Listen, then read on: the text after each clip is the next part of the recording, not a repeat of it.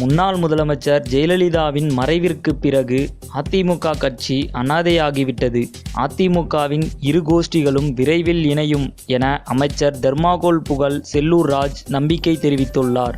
இது தொடர்பாக தெர்மாகோல் புகழ் செல்லூர் ராஜ் கூறியதாவது: எம்ஜிஆரால் தொடங்கப்பட்ட அதிமுக ஜெயலலிதாவின் வழிகாட்டுதலால் சிறப்பாக செயல்பட்டது. ஜெயலலிதாவின் மறைவிற்கு பிறகு தாய் தந்தையை இழந்து தவிப்பது போல தனித்து விடப்பட்டுள்ளோம். அதிமுகவின் இரு அணிகள் இணைப்பு குறித்து பேச்சுவார்த்தை நடைபெற்று வருகிறது. விரைவில் அதிமுக ஒன்றாக செயல்படும்.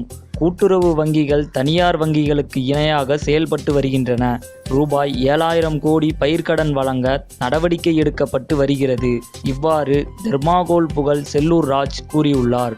சினிமா மற்றும் அரசியல் செய்திகளை உடனுக்குடன் தெரிந்து கொள்ள subscribe to today cinema. Today cinema நேயர்களுக்கு நன்றி, வணக்கம். Please subscribe to today cinema.